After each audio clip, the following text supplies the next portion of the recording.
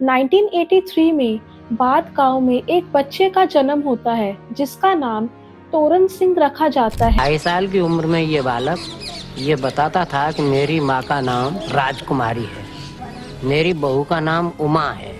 टीटू की माँ ने पूछा कि तुम कौन हो, तो टीटू ने बोला आगरा से हूँ, मुझे नहीं पता मैं यहाँ कैसे आया, मैं यहाँ पे नहीं रह सकता, मेरे पास तो इतना बड़ा बंगला है। और जब कभी भी टीटू को बस पे ट्रेवल करना पड़ता था तो वो जिद करके कहता था मुझे तो गाड़ी की आदत है, मैं पैदल या बस पे कहीं नहीं जाऊँ। टीटू ने बताया कि वहाँ उसने एक पेड़ के नीचे सोने के सिक्के छुपाए हुए हैं जो कि उसने स्मगल कर कर वहाँ पर सबसे छुपा के रख दिए थे। गड्ढा में ऐसा नहीं जो गड्ढा खोद रहा वहाँ में रखा। गड्ढे में रखा हुआ है वो नहीं, सांझ भाई कोठी में।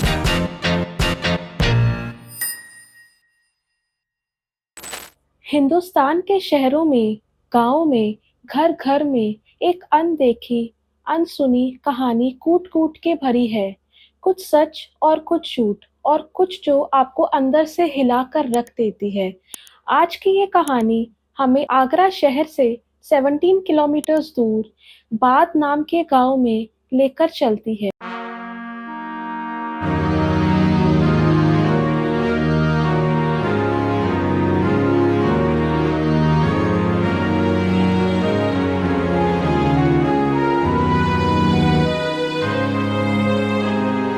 Hello guys, I am Komal and you are watching me at Info with Komal. So let's start this video. 1983 में बाद गांव में एक बच्चे का जन्म होता है जिसका नाम तोरण सिंह रखा जाता है। वो महावीर सिंह फैमिली की छठी और आखिरी औलाद थी। तोरण को सब प्यार से टीटू बुलाते थे। हर माँ बाप के लिए बहुत ही फक्र की बात होती है जब उनका बच्चा बोलने लगता है। टीटू ने 18 माह की उम्र से ही बोलना शुरू कर दिया था, लेकिन ये उसके माँ बाप के लिए फक्र की बजाय फिक्र की बात बन के रह गई, क्योंकि उसके कुछ ही महीनों के बाद टीटू अपने माँ बाप से अजीबोगरीब बातें करने लगता है। 2.5 साल की उम्र में ये बालक ये बताता था कि मेरी माँ का नाम राजकुमारी है, मेरी बहू का नाम उमा है, मेरे पापाजी का नाम चंदा भारती है। तो हम लोग इस पे शक करते थे। टीटू अपने बहन भाइयों के मुकाबले पहले ही बोलना शुरू कर देता है।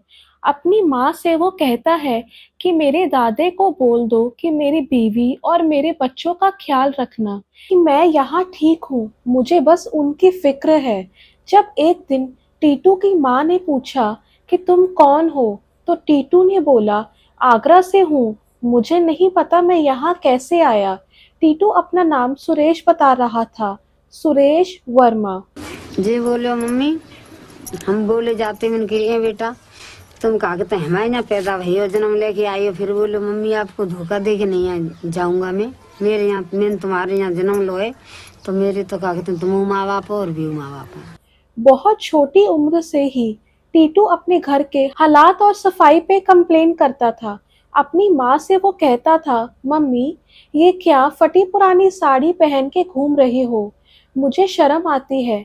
मेरी बीवी के पास तो इतनी खूबसूरत साड़ियाँ हैं, ये क्या गंदा घर है, मैं यहाँ पे नहीं रह सकता, मेरे पास तो इतना बड़ा बंगला है।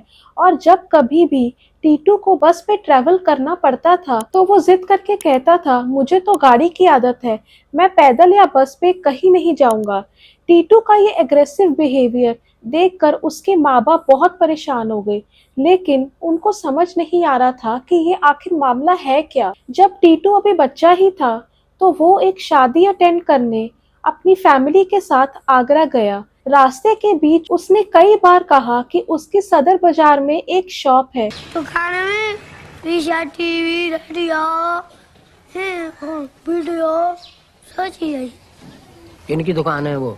मेरी लेकिन उसके बाप ने उसकी बातों को ज्यादा सीरियस नहीं लिया, क्योंकि बच्चे तो अक्सर कुछ ना कुछ बोलते ही रहते हैं।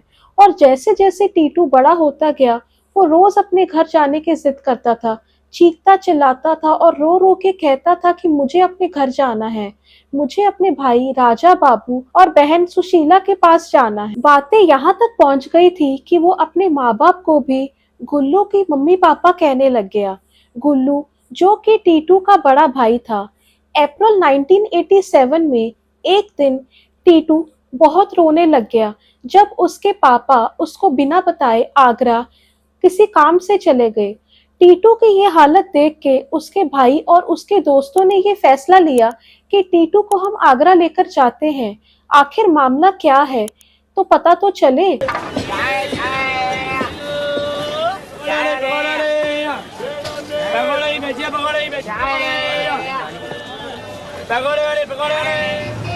मेरे घर वालों ने ये फैसला किया कि मैं आगरे जाकर पता करूं कि जो मेरा छोटा भाई टीटू बोलता है वो सच है कि नहीं।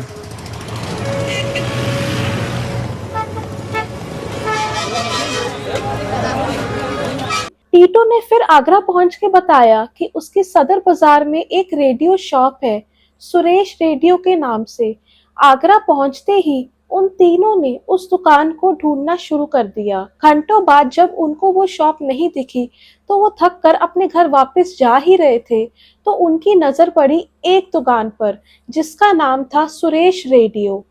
हाँ जी, आपने सही सुना, सुरेश रेडियो नाम की वहां पर असल में एक दुकान थी। सुरेश रेडियो की दुकान मुझे वहाँ मिल गई और वो वाकई एक विधवा उमा की थी जिसके पति का कुछ साल पहले खून हो गया था और उसके 2 लड़के भी थे जैसे टीटू बताता था। तो उस दुकान पर वहां उनकी मुलाकात हुई उमा शर्मा से, जो कि बताती थी कि उसके हस्बैंड का अगस्त 1983 में ही मर्डर हो गया और हस्बैंड का नाम पूछने पे पता चला कि उसके हस्बैंड का नाम था सुरेश वर्मा। ये बात सबको बहुत ज्यादा चौंका देती है। ये वही नाम है जो टीटू खुद को कहता था आगरा जाने से भी बहुत पहले। टीटू ने फौरन से उमा को पहचान लिया और अपने बच्चों का हालचाल भी पूछा और यहाँ तक कि दुकान पर मौजूद हर एक चीज को बहुत अच्छे से पहचान लिया।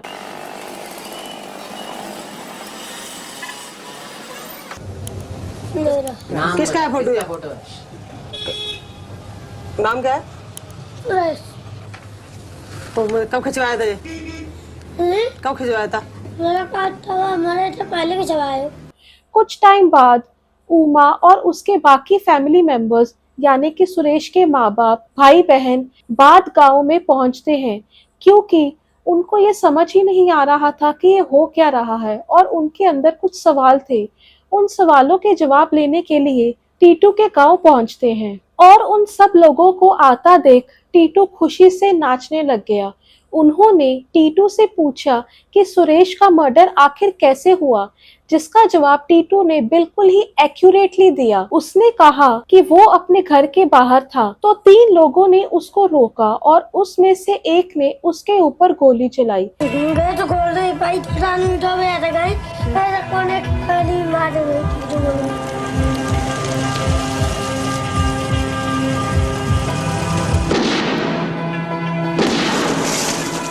जिसके बाद वो फरार हो गए। सुरेश उनके चेहरे अच्छे से देख तो नहीं पाया क्योंकि रात का समय था, लेकिन वो ये जानता है कि वो लोग है कौन।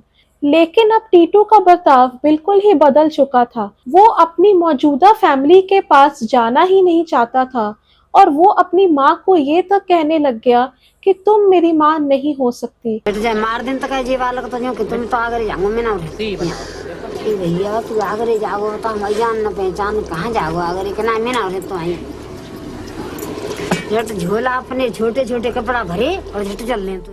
पूरे गांव में ये खबर बहुत तेजी से फैलनी शुरू हो गई और लोगों को ये समझ में आ गया कि शायद ये है रीइंकार्नेशन का केस। रीइंकार्नेशन यानी कि रीबर्थ, और उनके लिए इस बात पर यकीन करना बहुत आसान था क्योंकि हिंदू रिलीजन में माना जाता है कि जब इंसान की मौत होती है तो उसकी रूह एक और बॉडी अपना लेती है और ये तब तक चलता ही रहता है जब तक वो अपनी फाइनल डेस्टिनेशन तक रीयूनाइट ना हो जाए। और इस कहानी में भी लोगों को कुछ ऐसे ही लग रहा था कि सुरेश की मौत के बाद उसकी रूह टीटू में बस चुकी है, जिसकी वजह से टीटू को आज भी अपने पिछले जन्म की सारी बातें याद है।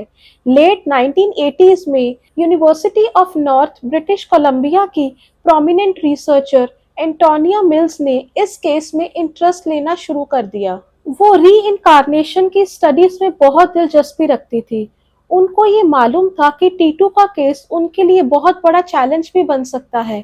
मिल्स ने टीटू के साथ खूब टाइम स्पेंड करना शुरू कर दिया और उसके बिहेवियर्स को अच्छे से नोटिस करके एनालाइज किया। एक दिन टीटू और एंटोनिया मिल्स मार्केट जाते हैं और वहां पे मिल्स को चूड़ियां पसंद आ जाती हैं, लेकिन जब दुकानदार को मिल्स पैसे देने लगती है तो टीटू आगे से ये बोलता है कि ये हमारे देश की मेहमान हैं, इनसे अगर पैसे लिए तो तुम्हें गोली मार दूंगा। टीटू की ये बात सुनकर एंटोनिया मिल्स हैरान हो गई, लेकिन ये बिहेवियर मिल्स को उनकी स्टडी को एनालिसिस करने में बहुत हेल्प करी। सुरेश वर्मा रेडियो शॉप चलाता था, उसके अलावा वो एक स्मगलर भी था, गुंडा भी था। सुरेश की नेचर भी शुरू से ही बहुत एग्रेसिव रही थी और हर दिन उसकी किसी न किसी के साथ कोई ना कोई तकरार चलता ही रहता था और ये भी कहा जाता था कि उसके मर्डर का रीजन भी यही टकरार ही था। जनवरी 1989 में टीटू के कहने पर एंटोनिया मिल्स उसे अपने साथ सुरेश के घर ले गई और उसकी वाइफ उमा और उनके दोनों बच्चों को भी बुला लिया। टीटू ने बताया कि वहां उसने एक पेड़ के नीचे सोने के सिक्के छुपाए हुए हैं, जो कि उसने स्मगल कर कर वहां पर सबसे छुपा के रख दिए थे। गड्ढा में ऐसा नहीं जगह खोद रहा वहां में रखा। गड्ढे में रखा हुआ है वो? नहीं, सांझ वाली कोठी में। और वहां पे खोदने पे पता लगा कि वो सोने के सिक्के आज भी मौजूद थे। जैसे जैसे इस केस की इन्वेस्टिगेशन होती गई, एंटोनिया मिल्स को अपनी स्टडी में बहुत सपोर्ट मिलता रहा। वो फिर टीटू को लेकर रेडियो शॉप पर जाती है। उधर टीटू का बर्ताव बिल्कुल ही चेंज हो जाता है। वो ऐसे एक्ट करता है जैसे कि वो शॉप का मालिक हो। इवन कि वहां पर एक वर्कर टेप रिकॉर्डर फिक्स कर रहा था और टीटू उसके पास जाकर उसके शोल्डर पर हाथ रखकर कहता है कि हाँ भाई, ऐसे ही डटकर काम करते रहो। और ये सब चीजें देखकर टीटू के पापा बहुत ही फिक्रमंद हो गए और उसके फादर को ये डर लगने लग गया कि टीटू अगर ऐसे ही अपनी जिद पर डटकर खड़ा रहा तो वो हमसे एक ना एक दिन दूर हो जाएगा। जिस पर एंटोनिया मिल्स ने उन्हें तसल्ली देते हुए ये कहा कि वो फिक्र बिल्कुल भी ना करें। बच्चे ज्यादातर अपने पिछले जन्म की याददाश्त 7 या 8 साल तक भुला देते हैं। ये सुनते ही टीटू बहुत ही एग्रेसिवली बोलता है कि मैं ये सब कभी नहीं भूलूंगा। और उस दौरान टीटू की उम्र सिर्फ 6 साल ही थी। अगर हम स्टैटिस्टिकली इस केस को देखते हैं तो ये लगता है कि टीटू ने वर्मा फैमिली से मिलने से पहले उसने 15 स्टेटमेंट्स दी थी और उनसे मिलने के बाद 31 स्टेटमेंट्स दी थी, जिनमें से एक स्टेटमेंट अभी तक गलत साबित हुई है। टीटू का ये कहना था कि जो उसको दूसरी गोली लगी थी वो गाड़ी के स्टीयरिंग व्हील पर लगी थी।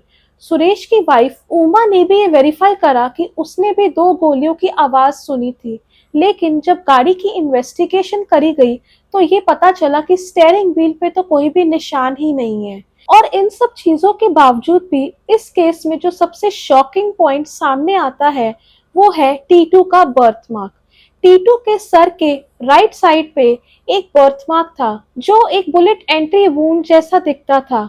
जब सुरेश वर्मा का पोस्टमार्टम हुआ तो ये पता चला कि उसको जो गोली लगी थी वो बिल्कुल एग्जैक्ट उसी लोकेशन पर लगी थी जहां पर टीटू का बर्थमार्क था। सुरेश वर्मा का मर्डर 28 अगस्त 1983 में हुआ था और इस केस में जो सबसे ज्यादा कॉन्फ्लिक्टिंग चीज रही थी वो ये थी कि टीटू का जन्म 11 दिसंबर 1982 या फिर उसके 1 साल बाद 10 दिसंबर 1983 बताया जा रहा है। अगर तो पहली डेट यानी कि 1982 वाली करेक्ट है तो फिर सुरेश की मौत से ही पहले री इनकारनेशन हो गई थी और उस दौरान टीटू की उम्र 8 महीने की होनी थी। लेकिन हिंदू टर्मिनोलॉजी में इसे प्रज्ञा प्रवेश कहा जाता है, मतलब किसी इंसान के जिंदा रहते हुए ही री हो जाना। और अगर दूसरी बर्थ डेट करेक्ट होती है तो फिर ये केस है रिप्लेसमेंट री का। टीटू के जन्म से कुछ महीने पहले ही यानी कि प्रेगनेंसी के 3rd ट्राइमेस्टर में हुई। और फिर कुछ ऐसा होता है जो हिंदुस्तान के इतिहास में आज तक कभी नहीं हुआ। एक 6 साल के बच्चे को इजाजत दी जाती है कि वो कोर्ट में आकर अपना मर्डर केस के खिलाफ गवाही दे। और उस ट्रायल में एंटोनियो मिल्स की रिसर्च पेपर्स भी बहुत इस्तेमाल करे गए। सारे एविडेंस पेश करने पर कोर्ट ने सुरेश वर्मा के मर्डर केस के जिम्मेदार लोगों को सजा भी सुनाई। अब जनरली इंडियन जस्टिस सिस्टम में इस तरह के केसेस पर ट्रायल नहीं होता, खासकर ऐसी चीज पर जो सिर्फ बिलीफ सिस्टम पर है। लेकिन इस केस का मीडिया में इतना ज्यादा एक्सपोजर हो चुका था और मैगजीन्स में भी इतना ज्यादा जिक्र हो चुका था, इसलिए इस केस की आखिरकार सुनवाई कोर्ट में करनी ही पड़ी। और टीटू का केस वेस्टर्न मीडिया में भी बहुत पॉपुलर हो चुका था और उस दौरान मशहूर बीबीसी टीवी प्रोग्राम ने भी इस केस को फीचर करा था। इवन कि उमा वर्मा का भी ये कहना है कि उसके पास कई डायरेक्टर्स ने अप्रोच करी कि इस केस पर वो फिल्म बनाना चाहते हैं। टीटू ने इसके बाद एक बहुत ही पीसफुल जिंदगी जीने का फैसला लिया और वो योगा और नेचुरोपैथी में मास्टर्स करने लग गया। 2012 से वो यूपी की बनारस हिंदू यूनिवर्सिटी में असिस्टेंट प्रोफेसर के तौर पर काम कर रहा है। टीटू का ये केस एक डायलेमा में हमें डालता है। प्रोफेसर एंटोनियो मिल्स ने इस केस पर कुछ हिपोथेसिस जारी करी कि हो सकता है कि ये एक मल्टीपल पर्सनालिटी डिसऑर्डर का केस हो, जहां एक शख्स अलग अलग पर्सनालिटीज अपनाता है जो आपस में इंटायरली डिफरेंट होती हैं। सेकेंडली, ये केस बहुत ही कल्चरली डोमिनेटेड था। और तीसरी रीजन ये भी है कि बहुत सारे लोग ये भी कह रहे थे कि ये एक पब्लिसिटी स्टंट है, लेकिन आज तक ये बहुत बड़ी मिस्ट्री है और राज है कि क्या ये कहानी सच है या फिर एक पब्लिसिटी स्टंट या फिर कुछ और। आपका इसके बारे में क्या सोच है, नीचे कमेंट करके जरूर बताइएगा। And if you like my efforts in this video then do hit the like button. और ऐसी और इन्फॉर्मेटिव वीडियोस को देखने के लिए मेरे चैनल को सब्सक्राइब करके जरूर जाइएगा। और नीचे कमेंट में ये भी बताइए कि आप नेक्स्ट वीडियो किस टॉपिक पे देखना चाहते हैं, तो विद इन फ्यू डेज मैं उस टॉपिक पर जरूर वीडियो लेकर आऊंगी। Will meet in next video, till then bye bye.